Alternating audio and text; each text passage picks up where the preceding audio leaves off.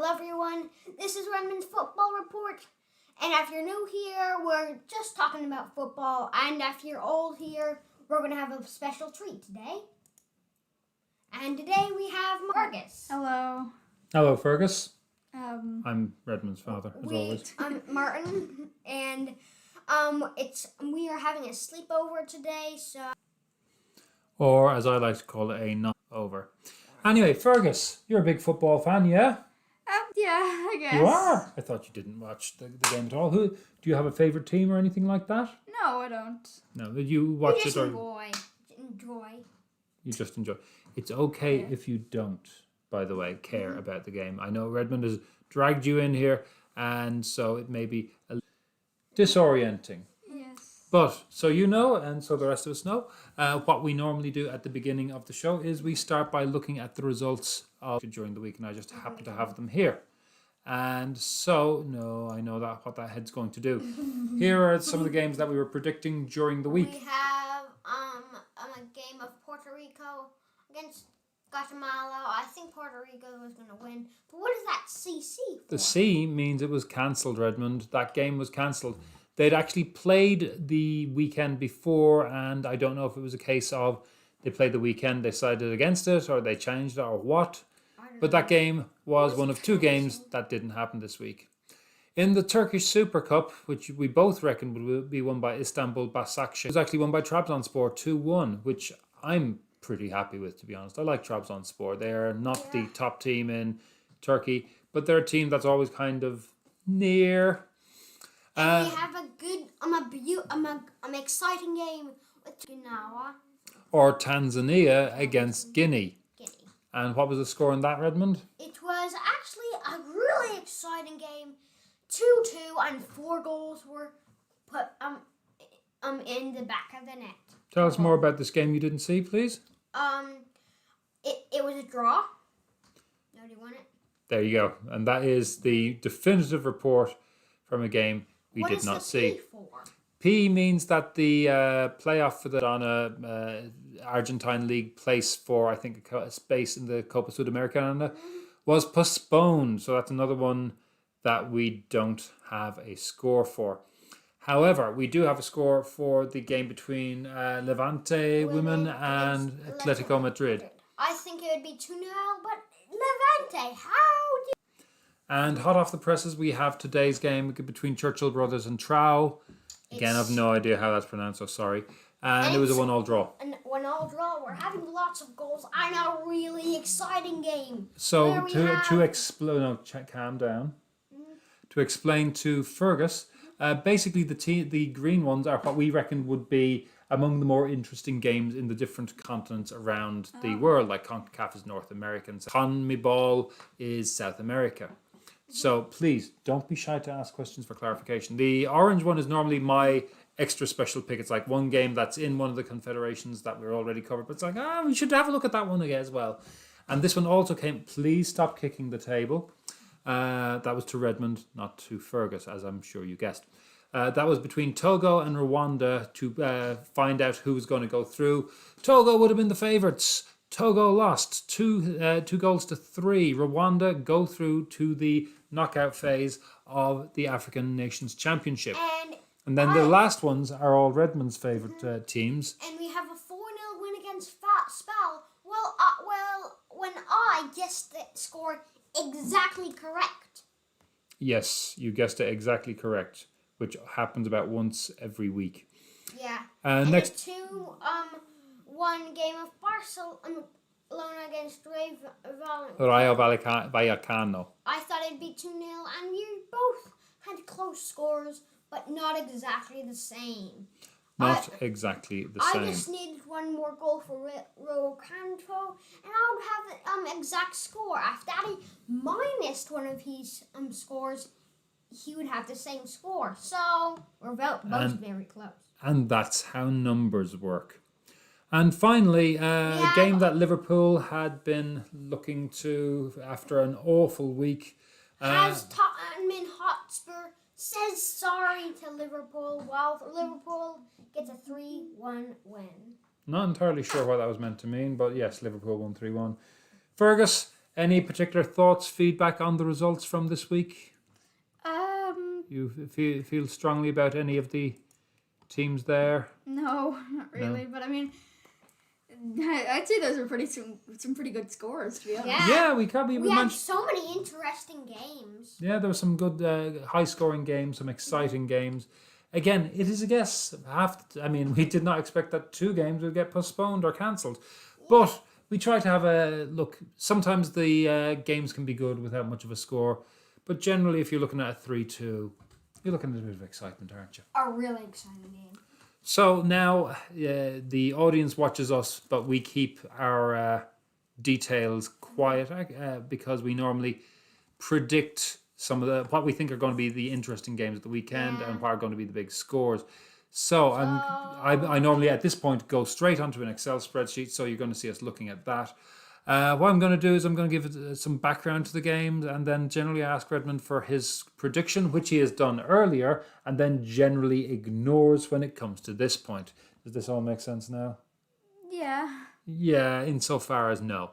Right, so the first game we're going to look at this weekend is in CONMEBOL, the South America. South America, oddly enough, even though there's 13 countries in South America, only 10 teams compete. 3 countries, Suriname, French Guiana and British Guiana, all play in the Caribbean because culturally they're more in tandem with that. They're also a lot smaller. Yeah, I know. Not many people know that.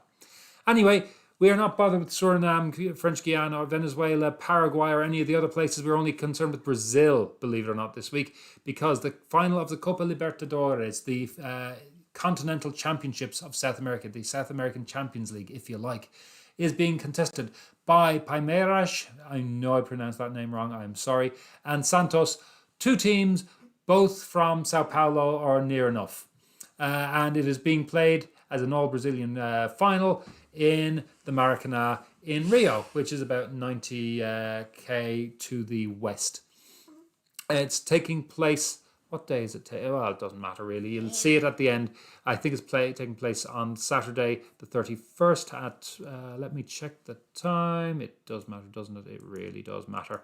It's taking place on Saturday, the 30th, at 21 hours CET. So, if again, depending on where you are, figure your time out. We're looking at being 10 minutes after...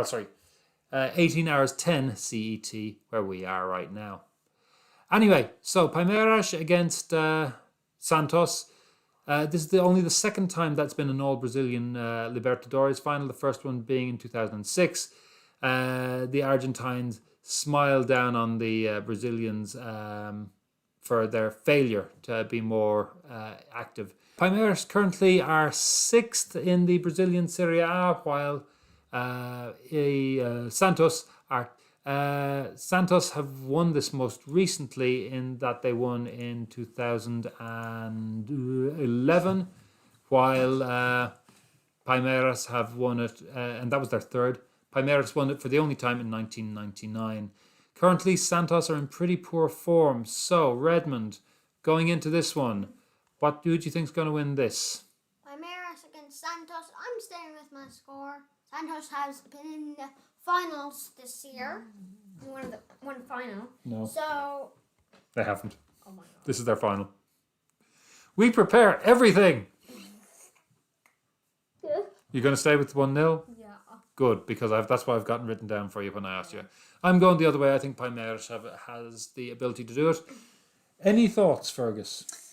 I know you're an expert in Brazilian football more than most, so Am I? as far as they know, you are. So what do you think the score is going to be? Any guesses? I'm gonna say Santos might get like 2, maybe. That's a good bet. Santos, of course, Pele's old club. Now, Santos is going to win. And we haven't got one of his squares, so it's 2-0 for Fergus on this score. let Fergus make his own decisions on these things. Don't decide for him. Moving up the Americas, as we often do, into CONCACAF, and we are in El Salvador, that noted hotbed of warring football. They went to war with Guatemala over a game once. This time is the final of the Apertura, which is the first half of the season, and it's taking place between Aguilla and Allianza FC. Now, both are in form. Alianza topped the joint table. However, they did well in the first and second half of the season. But Aguilla have had a really great second half of the season, or second phase. And so they've gone through on the back of that. If they win, they are currently on 16 El Salvadoran titles and will draw level with the top team, which is FAS, who have 17. Meanwhile, Alianza have, I think it's 14 titles. Gentlemen, what think you about this one? Redmond, will start with you. So, what do you think the score is going to be? Redmond, I literally asked you. Okay. So, I'm going to stay with my score. Which they don't know. It is 0-1. So 1-0 to Alianza, Redmond says. My thought is going the other way, that Aguila's return to form and late charge will push them through 2-1 at the end of the day. This is a one-off final as far as I know. Thoughts yourself, Fergus? Does your knowledge of football extend to El Salvador? I don't know. I don't think so. Have a guess. I'm going to say Alianza might have maybe one. Okay, and will that be enough to win? Probably not. So what do you think the other team is going to have then? The other team? Santos? Aguilla. Probably one as well. So a draw, maybe going to penalties, is what I'm going to interpret that as. Of course, it must be noted that we are wrong most of the time with our scores, even on really obvious wins. We can generally jinx a team by predicting a win. So moving on to the next one, we're back to Europe now, and for the third or fourth time, maybe a little bit of bias showing here. I think the best game this weekend in Europe is taking place in Portugal, as Sporting Club de Portugal play Benfica, whose stadium is about 7 kilometres away, if that, within the city of Lisbon. Redmond, I actually had the weird experience of going to both visit and do a stadium tour on both stadiums in the same day, which we couldn't do now because we're locked out owing to the COVID. Sporting are currently top of the table. Benfica just have a third place. Are in third, thank you, Redmond. Sporting been doing very well this season. And Benfica is just wanting to climb up that table. Yes. Can I finish a sentence this time? Yes. No, I can't. It never can. Benfica have just come out of a bit of a poor patch with 2 or 3 games without any victory. They've a lot of players injured. And I think that may be the breaking point for them. There's a 6-point gap between the teams. This has been an incredible season for Sporting. It's been a long time since they've gotten into the top 2. So it's looking good for them. Redmond, your thoughts? What do you think the score is going to be? I'm staying with my score, 1-0. I think Benfica's going to try to hold back their side and not try to let in a goal, but they accidentally concede goal while they try to score a goal. There you go. Asian betting markets, go to business. You can bank on that. And I will give you his address rather than mine. Sporting Club, I think, they've got the energy. I mean, Benfica's a better squad, but it's an injured squad. So I'm fancying Sporting Club to win 2-1 and extend their lead over them in the top of the Portuguese table. Staying in... Fergus? Oh, sorry, you're right. Yes, Fergus. Your knowledge of Portuguese... I mean, it's practically Brazilian football. They speak the same language. They speak Portuguese in Brazil as well as, obviously, Portugal. Yeah, I'm going to say maybe Benfica might get 1 goal and Sporting Club might get 2. Okay, so you're backing me. That's a guarantee that you're going to be wrong. Right. Moving along to Redmond's picks, his aggressively European side of things. This will change when Louisville, North American teams start playing again, and we see Louisville and Racing Louisville both join the ranks. So next up, we've got Juventus against Sampdoria on Sunday, I think it is. No, on Saturday. It's 10th, plays 4th as Juventus's charge up the table is challenged. Don't mind those two. They're looking at chocolate but not eating it. Juventus has still been hampered by injuries and suspensions. However, they do seem to be clicking a little bit better again. Claudio Ranieri is a former Juve manager back in the bad old days, just before I think they got Conte along. And he's brought Sampdoria back into some element of success. Well, not success, but stability. Sampdoria have won 3 of their last 4. They're feeling good, I'm guessing. After the blip last week, or the other week, I suppose 2 weeks ago this weekend against Inter, it's gone from Juventini over the internet saying that this team will do well to finish in the Champions League to a cautious optimism that there is a good chance of winning the Scudetto. Redmond, thoughts? What game? Juventus against Sampdoria. Well, Juventus had a little blip a few days ago. Like I just said 40 seconds ago. And I think they're going to just try to come back with a 3-0 win against Sampdoria. I would imagine they would try for a 3-0 win.